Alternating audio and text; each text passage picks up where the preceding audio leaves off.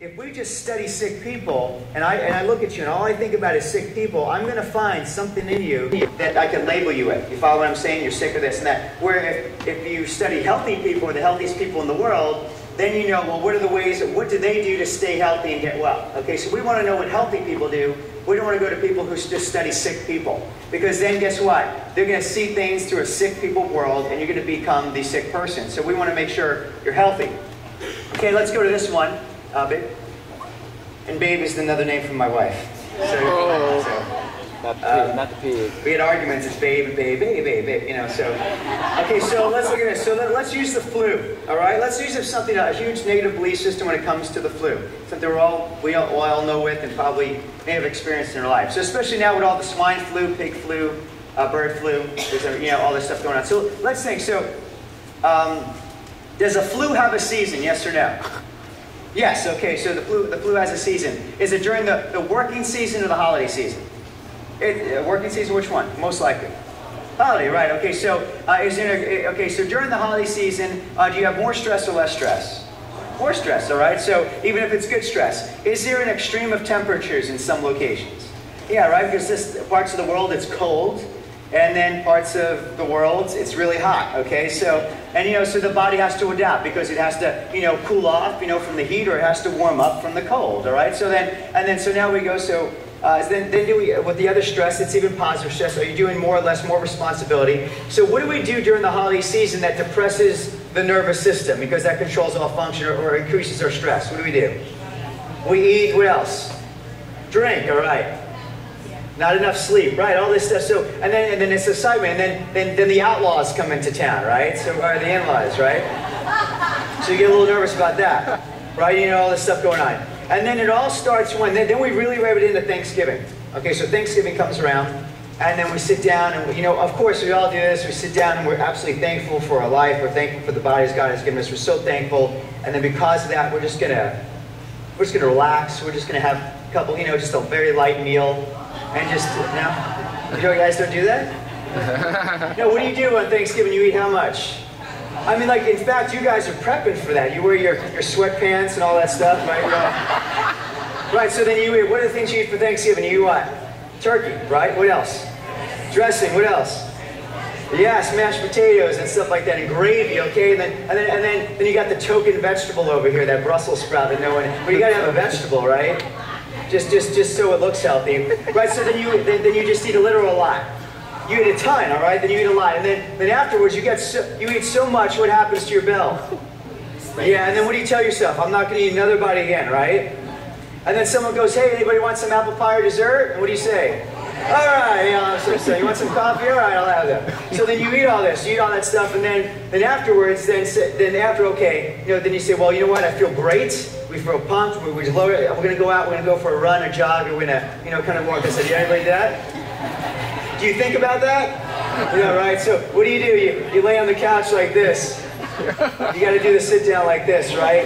And you lean on one side because you can't lean on the other side. And then you don't want to drink water, and then you watch TV, and then you're in this insulin coma, and you sweat a little bit. All right, so Thanksgiving's over, you all said, and then the next day, then you're like, all right. Yeah, well, I'm entitled to have my day. I can do what I want. So today, I'm drinking water. I'm going to cleanse the body. I'm going to do a colon cleanse. I'm going to purify my body. I'm going to eat green vegetables. You do that the next day, right? Well, there's leftovers, right?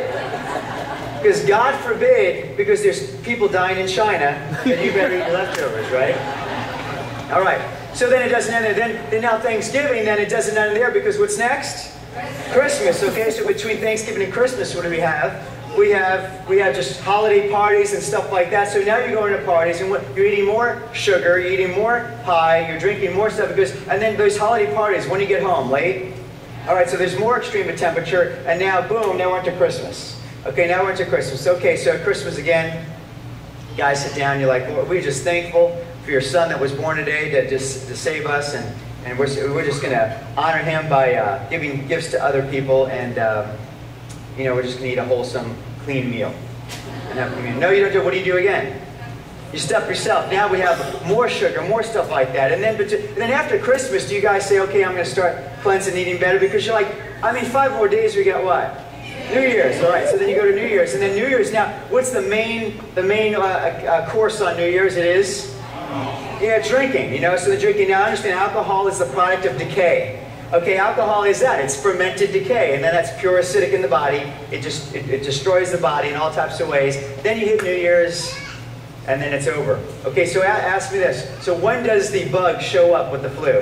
What time? Around the holiday season. So what happens is people start getting the flu and they blame the bug or they blame the virus. In fact, let me explain something to a virus. You can ask any medical doctor. You need an electron microscope to even see a virus. They don't. It's not even proven that viruses are even living. Okay, so you need this, and I'm sure in the diet they don't have electron microscope. It's a couple $1 million, and that's what we're dealing with. So there's not even proof. So we want to point. So everybody starts to point the finger at the what? The rats. You understand? It was never the rats. How about the three stories of trash that were laying around? So that's what happens. So let's say, so now the flu comes around. So when the flu comes around, give me some of the symptoms of the flu. What do we have? Fever, what else? Achiness, nausea, what else? Coughing, exhaustion, what else? Diarrhea, right? All these things, okay. Answer me this question. Are those things a symptom of a body that's been poisoned? Absolutely. Is that the result, or is that the symptoms of a body trying to heal and get rid of that poison? Absolutely. And so we tend to then blame something else. So all these germs, all this stuff, my white blood cell is high, all this. So yes, there's a correlation, but you're pointing the finger at the wrong person. It was the environment that we totally gave, you know, and then plus adding the 10 to 15 pounds that people gain.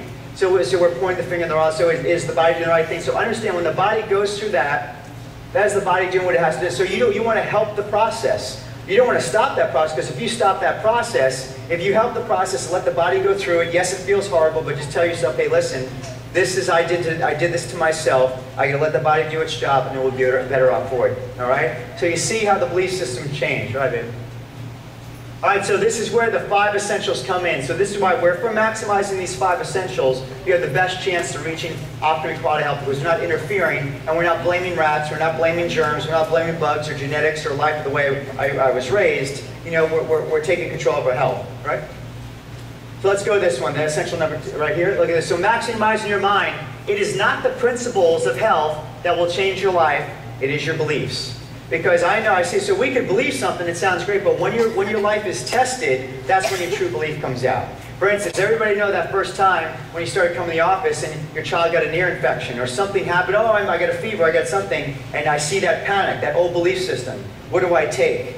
So I ask you, so is a fever a good thing or a bad thing? It is a good thing. So I'm going to adjust you, maximize the function of your body, and your body will heal. And I love it when that parent comes in, their child had ear infections for years. They have an ear infection again, okay, the body's going to heal on its own, we're going to remove the interference, and it's lovely to see them 3 days later when that baby, hey, no more ear infections. And so sometimes you got to go through that little bit uncomfortable. You got to really believe what you're doing, okay? Because when you're tested is when your beliefs really come out. So understand that your health is not a complex task, because right here, the medicine is the #1 killer today. The #1 cause of death is covering symptoms, medication, side effects, and medical care, because we're covering symptoms because we never got to the root cause. They killed all the rats in New York City, but you still let the trash pile up. And then also heart disease and cancer is following that, because you don't feel it, because people are basing their health on looking good or feeling good.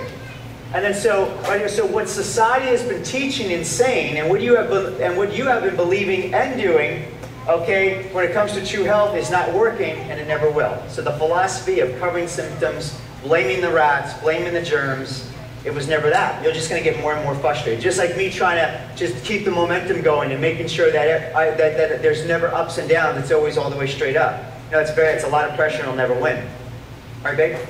All right, so here, maximize your philosophy of health. So when we change your philosophy, that will affect you more than anything you will eat and anything you will do. So your philosophy will dictate the choices you make now and for the future of your life. Okay, and when it comes to your health, you know, I don't want anybody to have to lose their health to understand how important it is to get it back. I don't want you to have to lose a father, lose a grandfather, lose people in your life to really say, wow, you know, health is really our biggest priority.